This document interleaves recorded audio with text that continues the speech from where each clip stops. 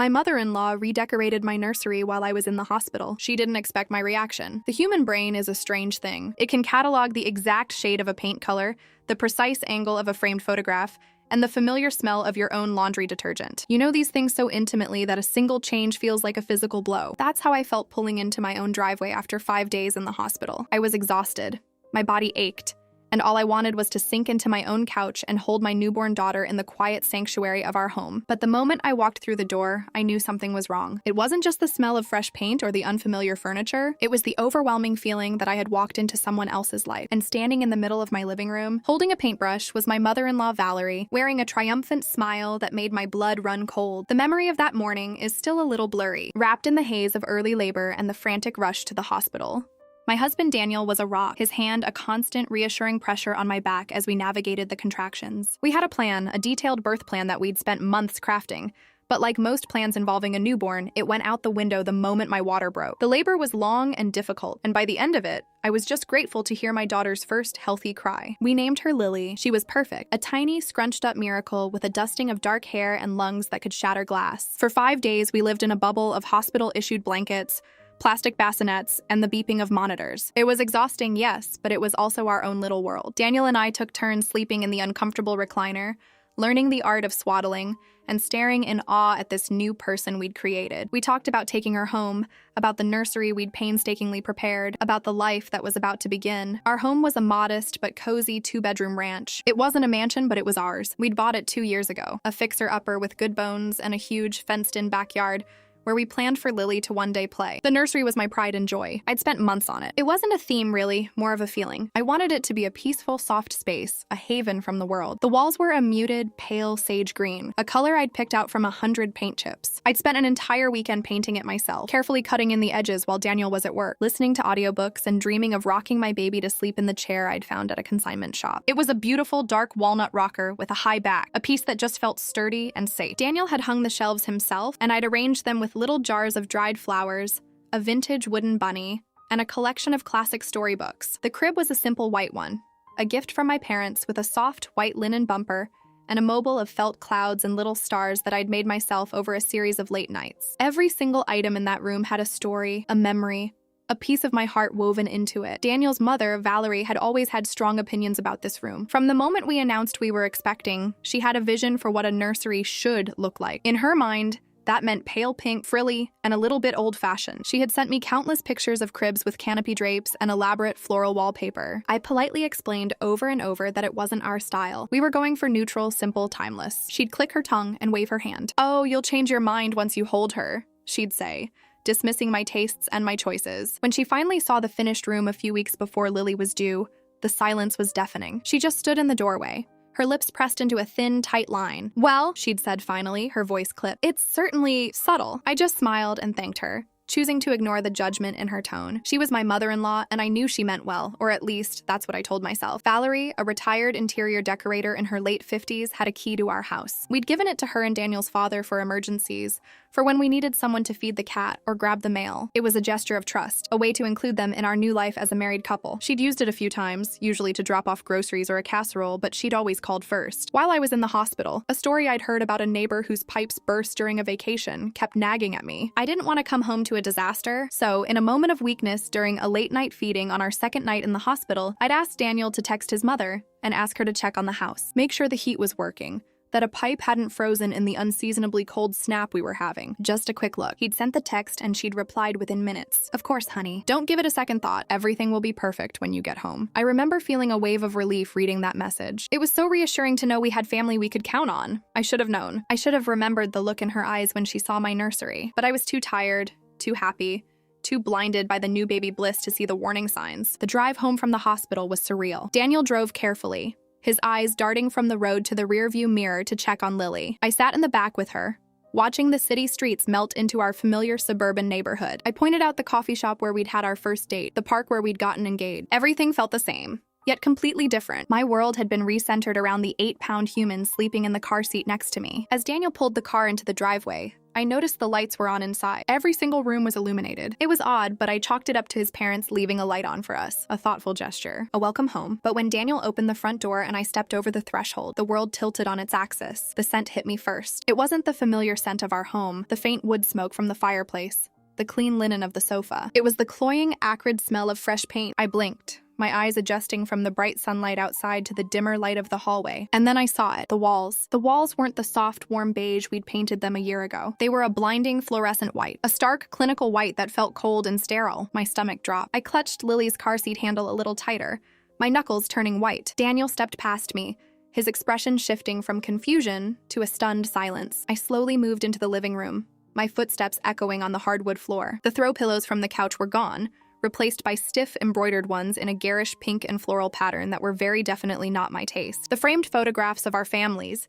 the ones we'd carefully arranged, were gone, replaced by an enormous gold-framed mirror that reflected the harsh, new wall color back at me. It looked like a showroom. A cold, impersonal, and very expensive-looking showroom. And there, in the middle of it all, stood Valerie. She was wearing an old paint-stained smock, holding a roller, and smeared with white paint. She had a triumphant smile on her face, her eyes gleaming with pride. "Well, hello there," she chirped, setting the roller down and wiping her hands on her jeans. "Welcome home, surprise." I couldn't help myself. "I know you said you wanted a neutral nursery, but when I saw the whole place, I realized it was all so drab, so dark. I decided to lighten the whole house up for you. Make it nice and fresh for the baby. Your father is helping me put the finishing touches on the nursery. I hope you love the new wallpaper I picked out." For a long, suspended moment, I couldn't form a single word. The sound of my own heartbeat was a dull roar in my ears, drowning out the cheerful lilt of Valerie's voice. I stood there in my own living room, which no longer felt like mine, clutching my newborn daughter's car seat as if it were the only anchor tethering me to reality. The white walls seemed to close in around me, reflecting the harsh overhead light that Valerie had apparently decided was better than our soft floor lamps. Those lamps were gone too, replaced by cold, metallic fixtures that belonged in a corporate office, not in a home where a family was supposed to grow. Daniel finally found his voice, though it came out as barely more than a croak. "Mom,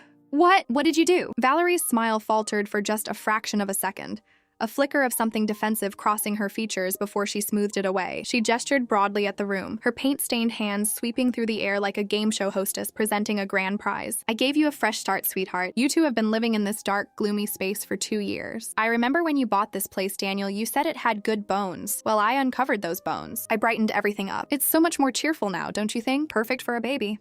I finally managed to move my legs, stepping further into the room as if in a dream. My eyes darted from one change to another. The bookshelf that held our collection of novels and travel memoirs had been cleared off entirely. In their place were porcelain figurines, little cherubs, and dancing ballerinas, things that looked like they belonged in Valerie's own home, not mine. The cozy throw blanket that my grandmother had knitted for our wedding was nowhere to be seen. I felt a pang of loss so sharp it was physical, a hollow ache in my chest. "Where is my blanket?" I heard myself ask. My voice sounded strange, distant, like it belonged to someone else. Valerie blinked, tilting her head as if she didn't understand the question. "The knitted one? Oh, honey, that thing was so worn and faded.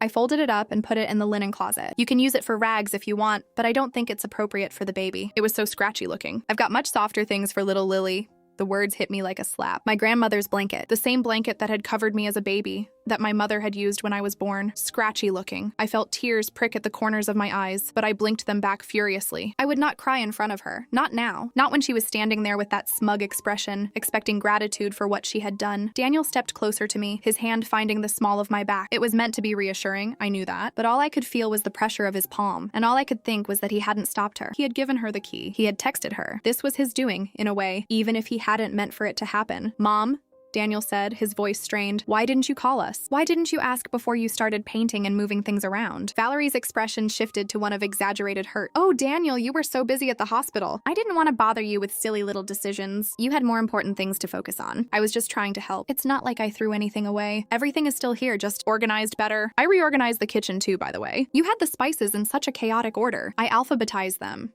She said it like it was a gift. Like alphabetizing my spices was a favor I should be weeping with gratitude over. The absurdity of it almost made me laugh. A hysterical, unhinged sound that I swallowed back down. Instead, I took a deep breath, the fresh paint smell filling my lungs and making me feel slightly nauseous. I looked toward the hallway that led to the nursery. The door was closed, and I could hear the sound of movement inside. Valerie's husband, my father-in-law Roger, was apparently still in there, putting on the finishing touches. I didn't know what I would find when I opened that door, but I knew I had to see it. I had to know the full extent of what had been done. "I need to see the nursery," I said quietly. It wasn't a request, it was a statement. Valerie's smile returned, bright and brittle. "Oh, you're going to love it. I know you said you wanted something neutral, but when I saw that green, I just couldn't leave it. It was so dull, so dreary. A baby needs stimulation color. I found the most beautiful wallpaper. It has little pink roses on it, and I put up a gorgeous chandelier where that plain ceiling fan was. It's absolutely enchanting." I walked past her without another word, my legs feeling like they were made of lead. Each step down the hallway felt heavier than the last. Daniel followed close behind me.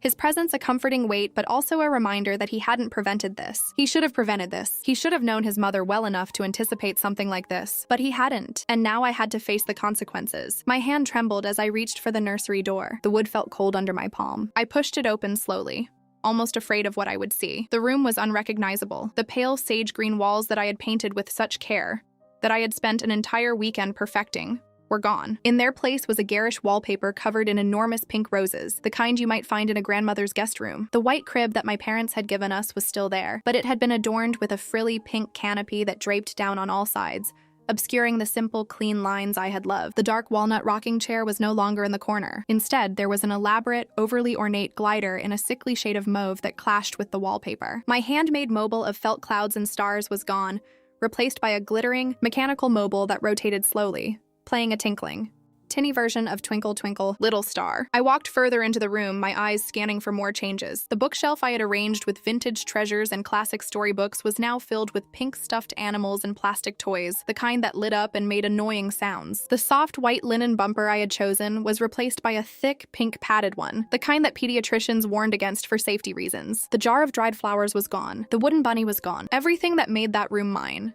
that made it a reflection of the hopes and dreams I had for my daughter, had been erased. And then I saw it. On the wall above the changing table, where I had framed a watercolor painting I'd done myself of a peaceful forest scene, was a needlepoint sampler. It was delicate and intricate, clearly a labor of love, but the words stitched into it made my stomach turn. "A daughter is a mother's greatest treasure, a grandmother's greatest joy." I stared at the words, my mind struggling to process them. It wasn't just that Valerie had redecorated. It was that she had, in one sweeping gesture, erased me from my own child's life. The room no longer had any trace of me, of my tastes, of my love. It was a monument to Valerie, a shrine to her vision of what a grandmother should be. I was just the vessel that had delivered the baby. The rest, apparently, was up to her. I felt Daniel's hand on my shoulder. "Babe," he said softly, "I'm so sorry. I didn't know she would do this." I never thought. I turned to look at him. His face was a mask of anguish, his eyes pleading with me to understand. And I did understand in a way. He hadn't meant for this to happen. He loved me, and he loved his mother, and he didn't know how to reconcile the two. But that didn't change the fact that she had crossed a line so monumental that I couldn't even see the starting point anymore. "Daniel," I said, my voice barely above a whisper. "She had no right." "I know," he said quickly. "I know, and I'll talk to her. I'll make her fix it. We can repaint. We can change everything back. It's going to be okay." But I wasn't listening to him anymore. My eyes were fixed on the nursery, on the pink explosion of everything I hated. A slow, cold fury was building in my chest, replacing the shock and the hurt. I thought about all the nights I had spent in this room, dreaming of my daughter's first smile, her first laugh, her first steps. I thought about the mobile I had made with my own hands, the little felt clouds I had stitched together while watching television in the living room, imagining the way Lily would gaze up at them with wonder. I thought about the rocking chair, the one I had found at a consignment shop, the one that had a slight squeak in the left rocker that I had planned to fix, the one that had felt like it belonged to our family even before Lily was born. And now all of that was gone. Destroyed, really. Not physically, but in spirit. The room was still 4 walls and a floor, but it was no longer the room I had poured my heart into. It was a stranger space, and it felt invasive, violating. Valerie appeared in the doorway behind us, her voice bright and hopeful. "So, what do you think? Isn't it just beautiful? I know you said you wanted something simple, but once you see Lily in here, you'll understand. Babies love color. They need stimulation. That dull green you had before would have put her to sleep, and not in a good way." I turned to face her. My voice was calm, measured, and I could see the surprise flicker in her eyes when I didn't explode. "Valerie," I said, "this is not my nursery. You didn't redecorate for me. You redecorated for yourself. You erased everything I did, everything that mattered to me, and you had no right to do that." Her smile vanished, replaced by a look of wounded indignation. "I was trying to help. After everything I did, all the time I spent, you're going to be ungrateful? I painted your whole house. I bought new furniture. You painted my house without asking," I interrupted, my voice still calm but with an edge of steel underneath. "You changed my nursery without asking. You threw away my things or moved them without asking. I didn't want any of this, Valerie, and you knew that. I told you over and over what I wanted. You just didn't care." Daniel stepped between us, his hands up in a placating gesture. Okay, everyone just calm down. Mom, I appreciate that you were trying to help, but you really should have called us first. This is our home. We need to make these decisions together. Valerie's eyes filled with tears, and I recognized the tactic immediately. It was the same one she always used when she was being called out. She would cry, make herself the victim, and everyone would feel sorry for her. I had seen it a dozen times at family dinners, when she made a cutting remark to someone and then acted wounded when they called her out on it. I just wanted to do something nice. She sniffled. I love my granddaughter so much, and I wanted her home to be perfect. I can't believe you're attacking me for that, after all I've sacrificed. I didn't have the energy for this. My body was aching, my incision site from the C-section was throbbing, and all I wanted was to sit down in a quiet room and hold my baby without the sound of my mother-in-law's self-pity echoing in my ears. But I also knew that if I let this go, if I let her cry her way out of accountability, it would never stop. This was the first battle in what could be an endless war, and I had to draw the line now. Valerie, I said, my voice sharp enough that she stopped mid-sniffle. You need to leave right now. Daniel and I need time to process what you've done, and I need to put my daughter down in a room that isn't a circus tent. Daniel looked at me with wide eyes. He wasn't used to me being so blunt, especially with his mother, but he didn't argue. He turned to Valerie and said, Mom, maybe you should go. We'll talk about this later. Valerie stood frozen for a moment, her mouth opening and closing like a fish gasping for air. Then she set her jaw, wiped her tears with the back of her hand, and marched past us down the hallway. Fine, she called over her shoulder. Be ungrateful. See if I ever try to help you again. I heard the front door slam, and then the sound of Roger's footsteps shuffling out after her. And then there was silence. Absolute, deafening silence. I turned to Daniel, who was looking at me with a mixture of guilt and confusion. I took a deep breath and said the words I knew I had to say. Daniel, we need to talk about your mother. And I need you to understand that this can never happen again. Ever. The look on his face told me he knew he was in for a long conversation, but I was too tired, too overwhelmed, too furious to care. Lily started to stir in her car seat, letting out a small, discontented whimper. I reached down and lifted her out, holding her close to my chest. Her warmth was the only thing that grounded me in that moment, the only thing that felt real. But as I stood in the doorway of the nursery, looking at the pink catastrophe that was once my sanctuary, I knew one thing for certain. This fight was far from over. Daniel and I stood in the hallway for what felt like an eternity, the silence between us heavy with unspoken words. Lily had fallen back asleep in my arms, her tiny chest rising and falling with each peaceful breath, oblivious to the chaos that had just unfolded in her home. I envied her that innocence, that ability to exist in a world where the biggest concern was when the next feeding would come. My own mind was racing, a whirlwind of anger, hurt, and a deep, gnawing sense of violation that I couldn't shake. Daniel finally broke the silence, his voice hesitant. I'm going to call her. I'll tell her she needs to undo everything. I'll make her pay for the repairs, or I'll do it myself. Whatever you need, I'll fix it. I looked at him, really looked at him. For the first time since we'd walked through the door, he was exhausted too, his eyes rimmed with dark circles, his hair unkempt. He'd been through the same labor and delivery I had, in his own way. He'd held my hand through every contraction.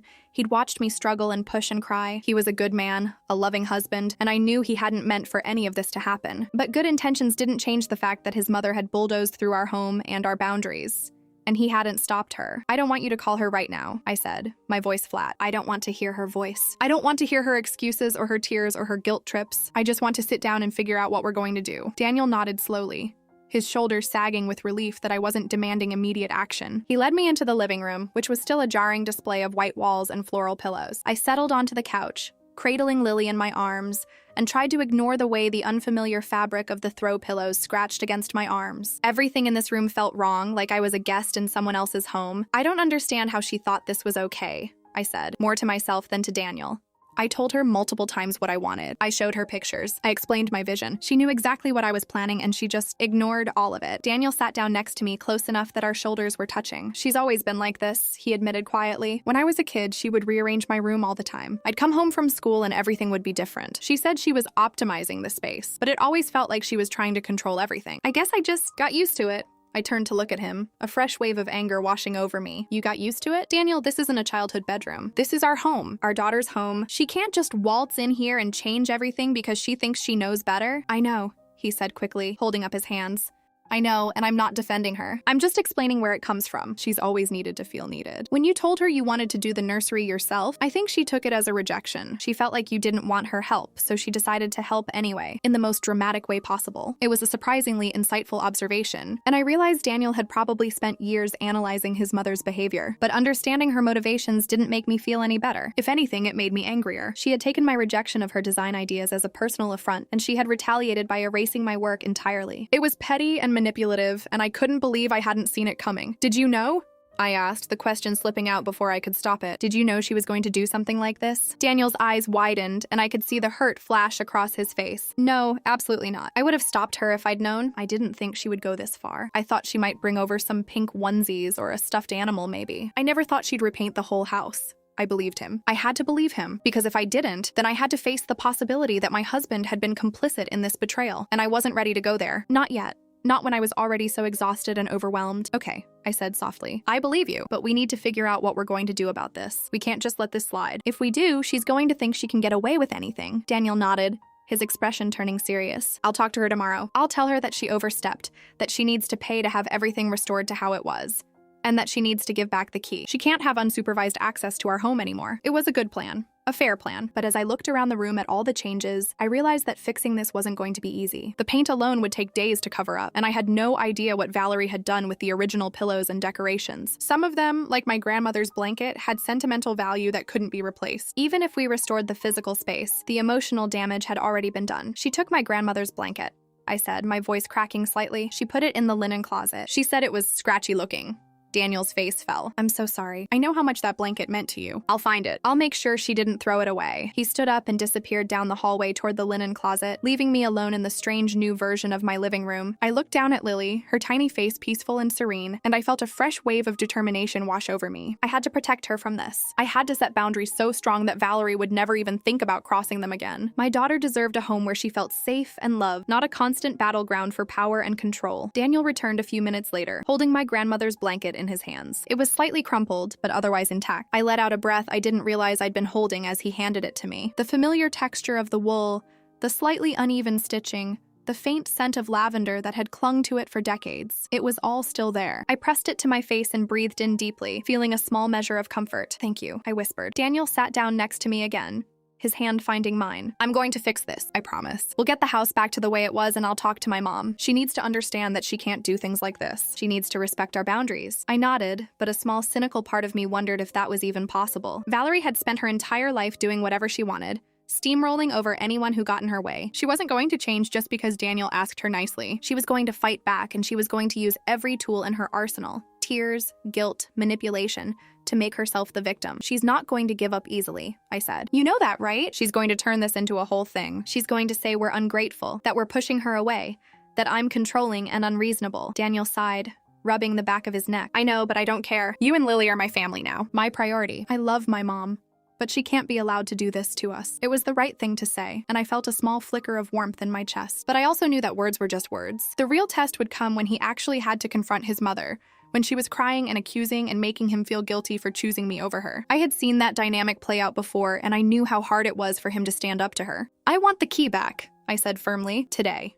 Not tomorrow, not next week, today. I don't care if you have to drive over there and get it yourself. I don't want her having access to our home anymore. Daniel nodded without hesitation. I'll go right now. I'll get the key, and I'll tell her that she's not welcome here until we've had a chance to figure things out. He stood up, grabbing his jacket from the hook by the door. I watched him go, a mix of emotions swirling inside me. Part of me was grateful that he was finally taking a stand, but another part of me was terrified of what would happen next. Valerie wasn't the type of person to accept boundaries gracefully. She was going to fight back, and the fallout could be explosive. The door clicked shut behind him, and I was alone. The house was quiet, too quiet. The only sound the soft breathing of my sleeping daughter. I looked around the room again, at the white walls and the floral pillows and the garish mirror. None of it felt like home. It felt like a museum display. A carefully curated space that had no connection to who we were. I stood up slowly, my body still aching from the birth, and carried Lily into the nursery. Even though it hurt to look at the pink explosion that Valerie had created, I knew I needed to start reclaiming it, one small step at a time. I placed Lily gently into the crib, the frilly pink canopy brushing against my arm. I hated that canopy. I hated everything about this room, but for now, it would have to do. I pulled the canopy back, exposing the simple white crib that was still underneath all the frills, the one my parents had given us. Then I started to undo Valerie's work. I took down the mechanical mobile first, the tinny music abruptly cutting off as I set it on the floor. I removed the pink stuffed animals from the bookshelf, stacking them in a pile by the door. I pulled the padded bumper off the crib and set it aside, making a mental note to find out what she'd done with the white linen one I'd bought. It was a small rebellion, a tiny act of resistance, but it felt good. It felt like I was taking back control, one piece at a time. By the time I heard Daniel's car pull into the driveway, I had cleared half the room of the pink chaos. It still wasn't my nursery, not by a long shot, but it was closer. It was a start. Daniel walked in, his face pale and drawn. He was holding a set of keys in his hand, and I could see that he'd been crying. "She didn't take it well," he said, his voice hoarse. I walked over to him and wrapped my arms around him, careful not to wake Lily. "Tell me everything." He took a deep breath, steadying himself. "She screamed at me. She said we were ungrateful, that she had sacrificed so much to help us, that I was choosing you over my own mother. She said I was a terrible son, and that she couldn't believe I was treating her this way." I felt a pang of sympathy for him. Despite everything, confronting his mother had clearly taken a toll on him, but I also knew that this was the price of setting boundaries. It was never easy, but it was necessary. "She said I should be ashamed," Daniel continued, his voice trembling. "She said she hoped I would never need her help again, because she wouldn't be there. She was threatening to cut us off, basically." I pulled back slightly, looking him in the eyes. "That's her choice. She's allowed to be upset. But that doesn't mean we're wrong. She invaded our home, Daniel. She erased our choices. We have every right to be angry." Daniel nodded slowly, the weight of the situation settling on his shoulders. "I know, I hate this. I hate that it's come to this. I never wanted to be in the middle of a fight between you and my mom." I reached up and cupped his cheek in my hand. "You're not in the middle. You're on my side. Our side. We're a team, and we're going to get through this together. But it's going to take time, and it's going to take effort, and it's going to take both of us standing firm." He leaned into my touch, his eyes closing briefly. "I love you," he said softly. "I love you too," I replied. "Now let's go finish clearing out this nursery. We've got work to do." And we did. We spent the rest of the afternoon undoing Valerie's changes, room by room. It was exhausting and frustrating, but it was also cathartic. By the time the sun started to set, our home was starting to feel like our home again. The white paint was still on the walls and we would need to repaint. But the floral pillows were gone, the mirror was down, and the nursery was finally free of the pink explosion. As I sat in the corner of the nursery, nursing Lily in the dark walnut rocking chair that I had rescued from the garage, I felt a sense of peace settle over me. It wasn't complete peace. There was still a long road ahead, with conversations to be had and boundaries to enforce, but it was a start. Valerie had tried to erase me from my own home, from my own daughter's life, but she had failed. I was still here, still standing, still fighting for my family, and I knew, deep in my heart, that I would never let anyone do that to me again. My mother-in-law had declared war, and I was ready to fight. But I was going to fight on my terms, with my values, and with the unwavering support of my husband. Whatever came next, I was ready.